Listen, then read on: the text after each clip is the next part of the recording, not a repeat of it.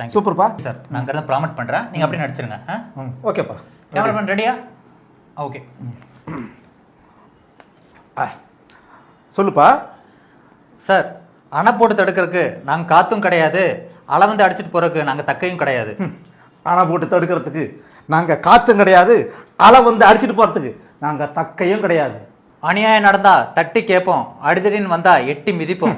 அநியாயம் வந்தா தட்டி கேட்போம், அடிதடி நடந்தா எட்டி ஒன்றும் இல்லை. நீ எழுதின வசனத்தில் கொஞ்சம் உணர்ச்சி வசப்பட்டுட்டேன். ஓகே ஓகே, மேலே போகலாம். புயலாகவும் இருப்போம், எரிமலையாகவும் வெடிப்போம், பனிமலையாக இருந்து பாசத்தையும் பொழிவோம். புயலாகவும் இருப்போம், எரிமலையாகவும் வெடிப்போம், பனிமலையாக இருந்து பாசத்தையும் பொழிவோம். மேலே தேவையில்லாத நேரத்தில் சவுண்டு விடவும் மாட்டோம், பேச வேண்டிய இடத்துல சைலண்டாகவும் இருக்க மாட்டோம். தேவையில்லாத நேரத்தில் சவுண்டு விடவும் மாட்டோம், தேவைப்படுற நேரத்தில் சவுண்டு விடாமல் இருக்கவும் மாட்டோம். இலவசமாக கொடுக்கறதுக்கு இது என் அப்பா வீட்டு சொத்தும் இல்லை, இனாமா வாங்குறதுக்கு நீங்கள் யாரும் வக்கத்தவங்களும் இல்லை.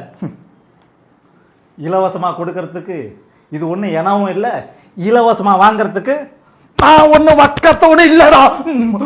சார் சார் சார், ஒரு நிமிஷம், டைலாக் மட்டும் தப்பா பேசிட்டீங்க. அப்படியா? சொல்லு. சார், இலவசமாக கொடுக்கறதுக்கு இது என் அப்பா வீட்டு சொத்தும் இல்லை, இலவசமாக கொடுக்கறதுக்கு என் அப்பா வீட்டு சொத்தும் இல்லை, இனாமா வாங்குறதுக்கு நீங்கள் யாரும் வக்கத்தவங்க, இனாமா வாங்குறதுக்கு நீங்கள் யாரும் வக்கத்தோன்னு இல்லை. Okay, correct sir. ரைட், போகலாம். சொல்லு. இலவசமாக கொடுக்கறதுக்கு இது என் அப்பா வீட்டு சொத்தும் இல்லை, இலவசமாக கொடுக்கறதுக்கு என் அப்பா வீட்டு சொத்தும் இல்லை, இனாமா வாங்குறதுக்கு நீங்கள் யாரும் இனாமா வாங்குறதுக்கு நீங்கள் யாரும் வக்கத்தவங்களும் இல்லை. சேர்ந்து இருப்போம், சேர்ந்து ஜெயிப்போம். சேர்ந்து இருப்போம், சேர்ந்தே ஜெயிப்போம். Super sir. தேங்க்யூ. வாழ்த்துக்கள். பையன் பிரமாதமாக வசனம் எழுதியிருக்கான். இந்த வசனத்தெல்லாம் பேசும்போது அப்படியே நமக்கே புல்லரிக்குதே. அதுதான் நம்ம ரசிகர்கள்லாம் பார்த்து நம்ம மேலே ஒரு வெறித்தனமாக இருக்கிறானுங்க. இவங்களுக்காக நம்ம கண்டிப்பாக ஏதோ ஒன்று பண்ணி ஆகணும். கட்சி ஆரம்பித்து இவங்களுக்கு ஏதாவது உதவி பண்ணிட வேண்டியதான்.